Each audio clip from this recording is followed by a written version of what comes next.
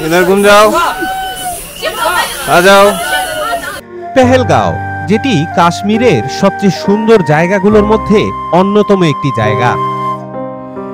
এখানে ঘুরতে আসলে মানুষ সাধারণভাবেই আরু ভ্যালি, বেতাব ভ্যালি এবং মিনি সুইজারল্যান্ড ঘুরে থাকেন, কিন্তু এই জায়গাগুলো বাদেও এখানে কিন্তু অনেকগুলো ঘোরার জায়গা রয়েছে। এরকমই একটা জায়গা হচ্ছে ডিয়ার পার্ক।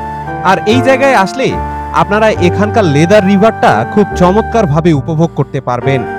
পাশাপাশি এই পার্কে হরেক রকমের প্রাণীও আপনারা খুঁজে পাবেন। আর তার পাশাপাশি এই জায়গা থেকেই পেহেলগাঁর নামকরণের একটা আকর্ষণীয় ইতিহাসও রয়েছে।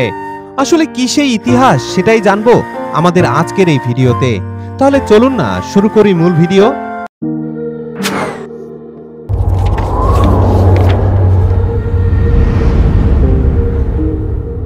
গতদিন আমরা আপনাদেরকে আরু ভ্যালিটি ঘুরিয়ে দেখিয়েছি।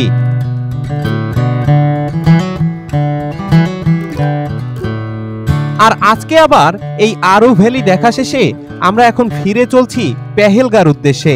তবে যাওয়ার পথে আমরা এখানে একটা ডিয়ার পার্ক দেখব, তার পাশাপাশি এখানে একটা মন্দিরও দেখব।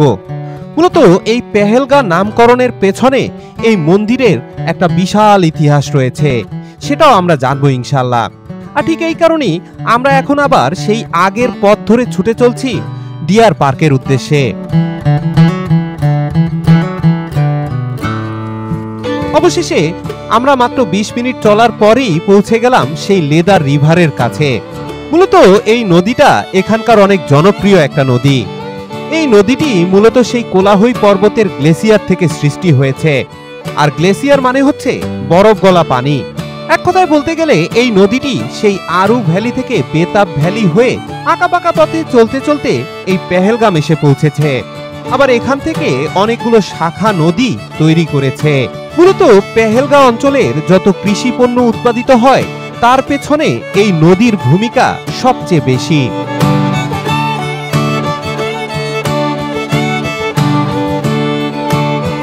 আর এই নদীর ঠিক উল্টো দিকেই রয়েছে সেই বিখ্যাত ডিয়ার পার্কটি। আমরা জনপ্রতি 30 রুপিতে টিকিট কেটে এখন সেই ডিয়ার পার্কের ভেতরে প্রবেশ করছি। এখানে ঢুকেই সবার প্রথমেই আপনাদের চোখে পড়বে পাথর দিয়ে তৈরি করা চমৎকার একটা রাস্তা। আর এই পাহাড়ের উপর থেকে আপনারা লেদার রিভারটাও খুব চমৎকার ভাবে দেখতে পাবেন, যেটার দৃশ্য অতীব মনোরম। মূলত এই পার্কটি একটি পাহাড়ের উপরে তৈরি করা হয়েছে। বর্তমানে আমরা সেই পাথুরে রাস্তা ধরে পাহাড়ের উপরে ওঠার জন্য হেঁটে চলছি।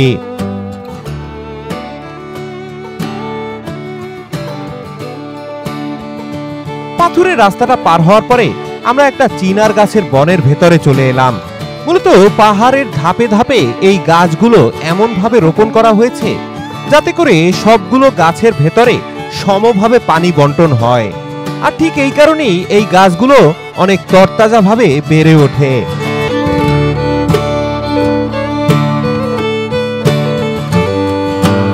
পেহেলগামে এই পার্কটি মূলত ডিয়ার পার্ক নামে পরিচিত। এছাড়াও এই পার্কটিকে পেহেলগাম চিড়িয়াখানা হিসাবেও ডাকা হয়ে থাকে।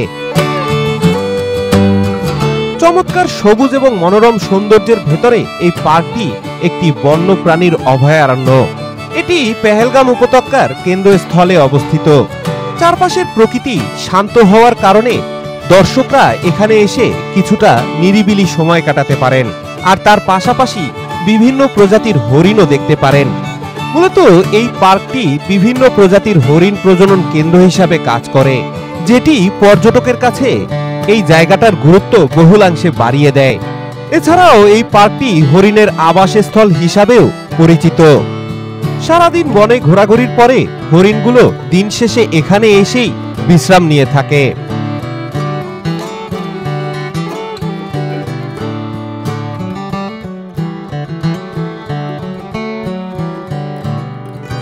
যেহেতু এখানে আসতে আসতে আমাদের প্রায় দুপুর হয়ে গেল, তাই আমরা এখানে একটাও হরিণ খুঁজে পেলাম না।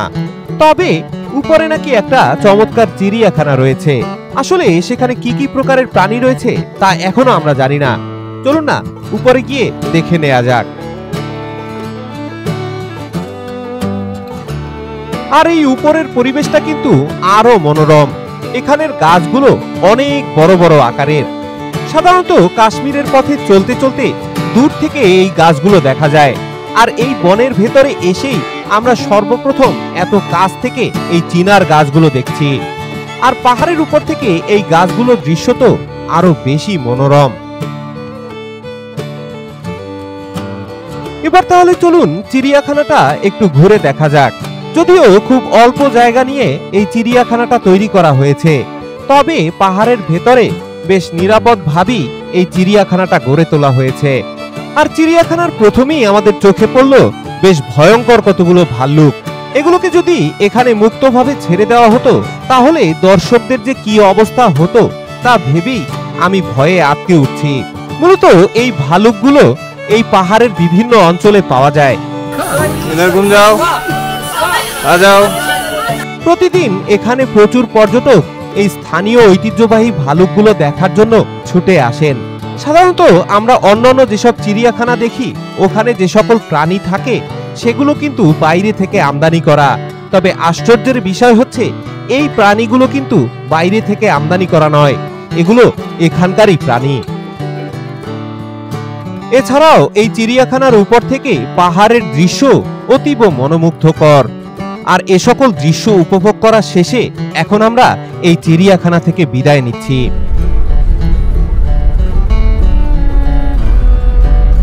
চিড়িয়াখানা দেখা শেষে এখন আমরা আবার ছুটে চলছি এখানকার সেই বিখ্যাত মন্দিরটি দেখার উদ্দেশ্যে। আর অল্প সময়ের ভেতরেই আমরা সেই মন্দিরেও পৌঁছে গেলাম। আমরা এখন গৌরীশঙ্কর টেম্পলে এসেছি। এখান থেকে আসলে পেহেলগাঁওয়ের নামটা হয়েছে, আসলে বেহেলগাঁও নাম ছিল এখানকার। বেহেল অর্থ হচ্ছে গরু। এখানে শিব ঠাকুর বেল চড়াতে এসেছিলেন, ওখান থেকেই নামটা পেহেলগাঁও হয়েছে। আপনারা এই মন্দিরটা দেখতে পাচ্ছেন। গৌরীশঙ্কর মন্দির হলো ভারতের পেহেলগামে অবস্থিত প্রাচীন ঐতিহ্যবাহী একটি মন্দির। এই গৌরীশঙ্কর নামকরণ করার পেছনে কিন্তু ঐতিহাসিক কারণ রয়েছে। গৌরী বলতে ভগবান শিবের স্ত্রী পার্বতীকে বোঝানো হয়, আর শঙ্কর হলো শিবের অপর নাম। মূলত এভাবেই এই মন্দিরের নামকরণ করা হয়েছে গৌরী শঙ্কর, অর্থাৎ শিব এবং পার্বতীর মন্দির। আপনারা অনেকেই জানেন হিন্দু ধর্মাবলম্বীদের একটি পবিত্র তীর্থস্থান হচ্ছে অমরনাথ। প্রতি বছর অমরনাথের গুহায় একটা নির্দিষ্ট সময়ে শিবের লিঙ্গ উত্থিত হয়, আর সেটা দেখার জন্য লক্ষ লক্ষ মানুষ এই অমরনাথে এসে তাদের পবিত্র যাত্রা করে থাকেন। আর ঠিক এই কারণেই এখানে শিব এবং পার্বতীর স্মৃতি বিজড়িত অনেকগুলো মন্দিরই রয়েছে। মূলত এই মন্দিরটি 400 বছরেরও বেশি পুরনো বলে মনে করা হয়। যখনকার সময়ে কাশ্মীর হিন্দু ধর্মপ্রধান ছিল তখন এখানে এই মন্দিরটি নির্মাণ করা হয়েছিল। মন্দিরের স্থাপত্য শৈলী ঐতিহ্যবাহী কাশ্মীরি শৈলীর একটি চমৎকার উদাহরণ, যা তার জটিল কাঠের কাজ এবং স্থানীয় পাথরের ব্যবহারের জন্য বিখ্যাত। ঐতিহাসিক বিভিন্ন ঘটনাবলীর কারণে সৃষ্ট চ্যালেঞ্জ সত্ত্বেও মন্দিরটি প্রাচীন কারুশৈলী এবং অটল বিশ্বাসের প্রমাণ হিসাবে আজও এখানে দাঁড়িয়ে রয়েছে। সুতরাং আজকের মতো আমরা এই মন্দির থেকে এখানেই বিদায় নিচ্ছি। ইনশাআল্লাহ আগামী পর্বে আপনাদের সাথে আবার দেখা হচ্ছে বেতাব ভ্যালি থেকে। সে পর্যন্ত তাহলে বিদায়। আসসালামু আলাইকুম ওয়া রাহমাতুল্লাহ।